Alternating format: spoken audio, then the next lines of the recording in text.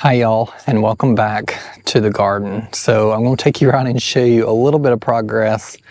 Not a whole lot because it's been really hot, but we've had some cooler days or like some more shadier afternoons, and I've got a little bit done over the past week. Moving is still taking its toll and getting everything settled, so there's a lot of things with the house that have required attention rather than the garden, but I did come through and limb up these trees, and by limb up, there wasn't a whole lot of like major limbs that I cut off. I just mostly focused on the limbs, like you can see them here, that kind of point down, so the lawn tractor can come and mow under these easily. My goal in the future, which will be, maybe next spring or maybe even a year out, a year or two from now, to be to convert the space under all of these trees, or at least a lot of the trees, the bigger shade trees, you can see how open this is now, which is really nice, to shade gardens. It's not something that I was able to have a whole lot of in my last house because there was just no trees in the newer subdivision. The only trees that were there were the ones I had really planted over the past 4 or 5 years, none of which provided a whole lot of shade. So I got all the trees limbed up, even this one right here, the linden that everyone told me. Some said it may be a green spire linden, I think it was. Really lovely tree, but I just took out some of the branches. It tends to have a lot of lower hanging branches that sprout directly down. So I took out a lot of those. Anything that was damaged, there were some dead limbs, and open this up completely so it looks really nice in here. And all my plants are, of course, thriving, I guess is the correct term, or maybe surviving is the actual term you should use right now under this spot until I can find a spot for them in the ground. Turning from that, I think my priorities have changed a little bit. I'm still waiting on a chip drop. I had several of y'all mention that you've waited a really long time for a chip drop. There's been chip drops that have happened around me within the past couple of months. Now, it being a super hot part of the season, I don't know if that's affecting it or not, or the fact that I'm a little more rural than some of the other places they were dropped. I've reached out to a couple of arborists, including the arborist that I had remove the spruces last year, and she added me to their list if they're in the area to drop chips. So because that's something I can't control as much as I want to, I think I'm going to turn my attention to another part of the garden, something so I can get these plants into the ground. Another reason for that is I'm still having issues with the water spigots on the side of my house. They're just really old. I think they're original to the house probably, and they're leaking a little bit if you leave the water on. And when you're using a automated hose system or automated timer, you have to leave those spigots on all the time, and I can't do that if it's leaking a little bit. So until those get repaired, which I was hoping would be this fall, may not be until this spring or this coming spring, I'm going to focus my attention to a bed that's closer to a spigot that is working properly, and that's on the north side of the house. And that bed is smaller, so I can actually purchase mulch hopefully around the Labor Day time when mulch goes on sale around here. I would love to just buy a bunch of mulch and have it dumped, but I'm trying to save my money for plants right now, both for this fall and this spring, because mulch can be really expensive if purchased in bulk. And it's something that I have the capability that I can have chips delivered and store them and use them as I need them, if I can get any delivered. But let me take you and show you a little bit of progress I made this week, which made me really excited. Like I said, any progress is progress, and I'm glad to have at least one small portion of some items removed. So I came through here and removed these daylilies. There was a patch here that had been incredibly overgrown. So when I was digging in this soil, and I imagine I will still have daylilies coming back in perpetuity because they come back from the smallest little root system, the soil is so good, which is so satisfying to know, at least in this location. Our neighbor did tell us that the best soil was towards the back of the property, and the front yard was a little more gravelly and on his side next door, so I imagine ours is pretty similar. and we'll just have to see though. But this soil looked really good. I'll do the soil test and we'll see how good of nutrients it is. But as far as like the texture, I ran into no clay next to the pool, which being in the backyard where a lot of the development of this house that's a pretty good sign. So just a small area of the garden. We'll have to try other areas and see how that is. We'll do more testing. And there was another one right here, which I actually took a before picture here before I tore them out, and I'll post it on the screen, and it just looks so much better already, even being bare dirt right now. I think I've mentioned my plans for this back bed space. I think I'm also going to do a bed around the pool.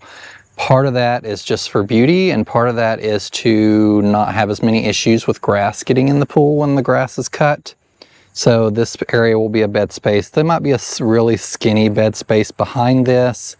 Not sure, but I want to soften these edges. I don't love the square so much, so if I can round this off a little bit, and then over here as well, round off between this and this concrete pad right here. And I'm picturing like a trio of tall grasses on either side of this bench. These benches will go away. They're great for utility because they store some of the swim equipment, but they're not the prettiest. So I'll be putting those somewhere else or getting rid of those on Facebook Marketplace. Haven't decided yet, but so glad the daylilies are gone. I did have a viewer comment about removing the daylilies that I didn't even know what color the bloom was yet. Why would I remove them? Those were hairy blooming variety. It's just the yellow variety, so I wasn't incredibly attached to them. And my love for daylilies has gone, like, I didn't have a whole lot of love for them, and then I kind of fell in love with them a few years ago.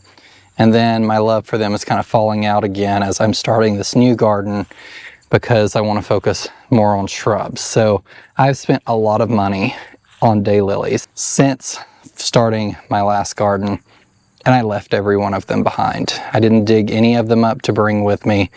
I was going to get a couple, and then when it came down to the plants that I remembered on the top of my head that I wanted to grab, daylilies were not one of them, and it completely lapsed in my mind that I needed to grab a couple of those. So I'm going to be removing a lot of those.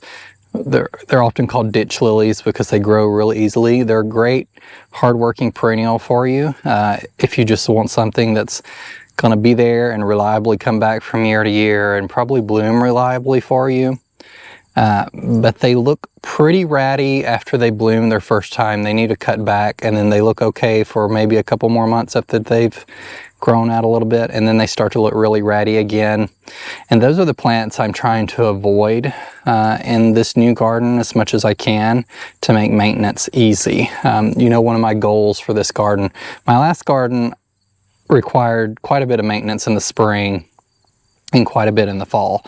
And all gardens are going to require some type of maintenance, but I want to try and use more perennials that are more forgiving of maintenance rather than those that need and definitely have to have maintenance to look well all season. All in all, this fall, I'm hoping there'll be a little bit of beauty before the frost kicks in, but timelines are just bearing down on me really quickly. We're in the 3rd week of August, and I realize I have 2 months until my last average frost. And that's not a whole lot of time to get all of those things that I have over there in the ground. So what I'm going to do is I'm going to turn my attention to this bed because it is incredibly overgrown. I was going to leave it for another month or so because there are annuals in it that look okay, but the weeds are just pervasive right now because it wasn't adequately mulched. So what I'm going to come through and do is dig out these perennials that I want, put them in containers, and put them where the other shrubs are that I had over there so they'll get water throughout the season.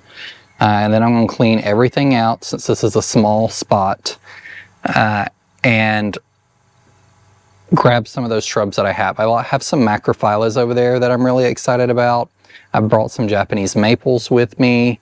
I can plant some new hostas in here, and this bed in particular does get a lot of sun. You can see there's a butterfly bush here that's really happy, but it's not quite enough sun to make some of the perennials happy. You can see how bad they're stretching, like this echinacea.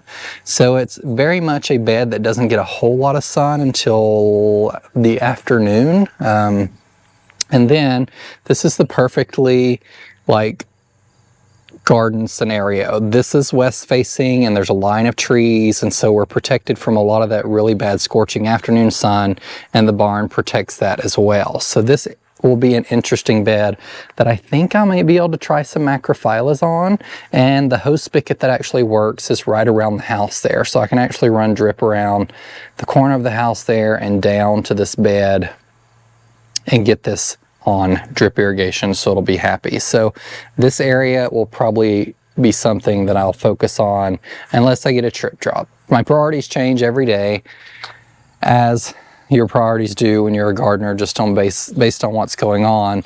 But if I start there, that'll allow me to get a lot of the plants, not a ton, but a lot of the ones that I would like to get planted and started, and create a nice part shade garden.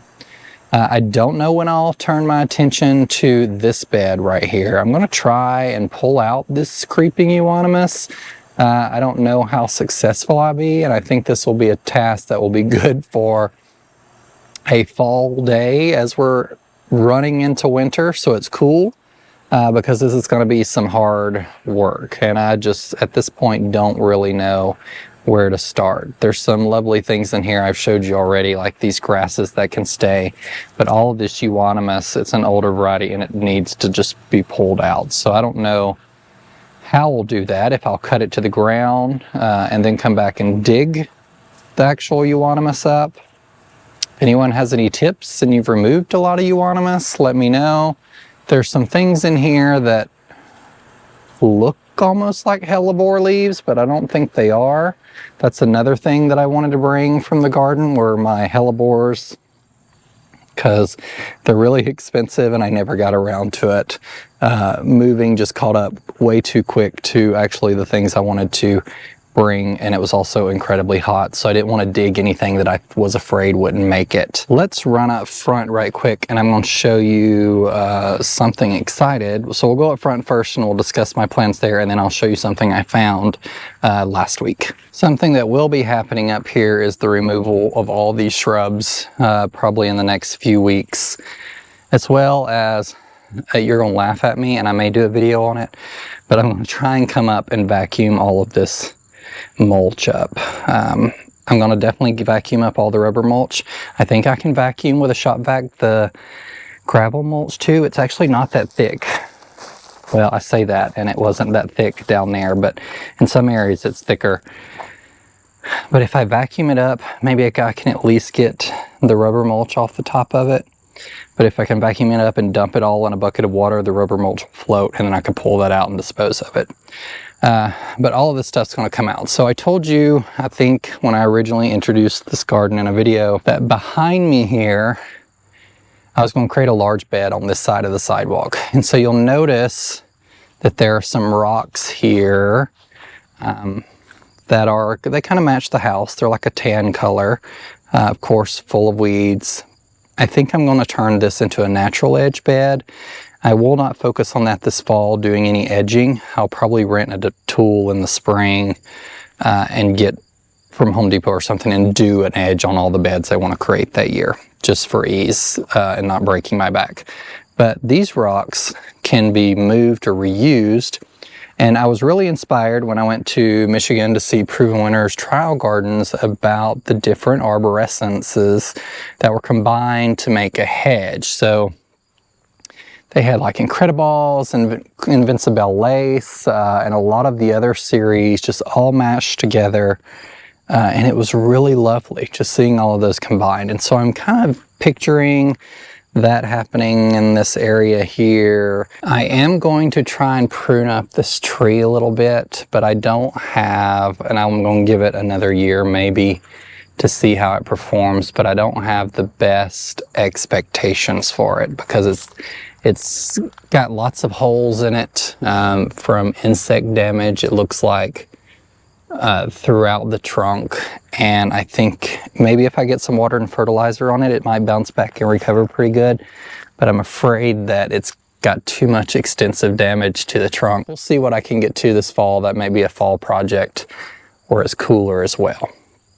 But I want to get down some cardboard, and if I get wood chips, cover this whole area with wood chips to make a nice sloping bed that's 10 to 15 foot deep all the way over here and against the sidewalk. Now over here you'll notice, so there's some blocks right there, some rock. There's also some rock over here, and it's kind of a different color. And I feel like this may have been added later to add this bed in here, but I can tell that this bed, this rock, used to go all the way to the sidewalk. So you can see that this area right here was recently sodded. So I think this flower bed, unfortunately, was torn apart earlier this year or last year, within the past couple years, and all the rock was removed, which is unfortunate, to make this bed shallower and easier to take care of. This, of course, is overgrowing with weeds right now, but that's not my focus because there's some annuals in there right now and some other things that need to come out. But if you've ever owned property, you know, with a property this size, people just like to dump stuff in the back 40. So let's go take a look at what I found last week. We finally got some rain, pretty substantial amount of rain, which is good. Not great for having to have the grass grow, but the fact that this property stayed so green, even with the lack of rain since we purchased this home, is a pretty good sign that the soil's pretty good. So still got to do my soil test, but I'll be doing that probably in the next week. But back here at the back of the property, look at what I stumbled upon. So you can see there's more of that stone back there. This is the yellow colored stone. So I need to do some digging. There's some extra brick from an old flower bed next to the road is all I can think that it came from. That was thrown back here, but there's lots of that stone in here under this wood. So I can come back here and dig some of that up if I need any for a border. There's even more. You can see this is a lot right here, but there's actually some paver bricks back there, which I just found. So that's interesting. Lots more stuff here. So when you have property this size, there's always an area where you can sit and forget stuff. And I need to come rummage through here and see what's all back there. One note, I am highly allergic to poison ivy and poison oak. And that's not something I've had to deal with since living in the suburbs. It was something I dealt with living in Alabama, and I've spotted some things that concern me here and there and in the garden beds, so I'll have to keep a watch on that. It definitely takes me much longer to get from place to place on this property. So if I constantly seem winded, it's because there's a lot of walking involved. I'm going to show you a couple of these things. They're not looking great. They've been in the shade since we moved just because I wanted to give them as much protection as I could. But we're getting some hydrangeas blooming. This is probably like Let's Dance Skyview or something over here. I need to go through and dig through and organize these a little better. When we dropped them originally in this location, we stirred up some ground bees that were kind of nesting under this tree.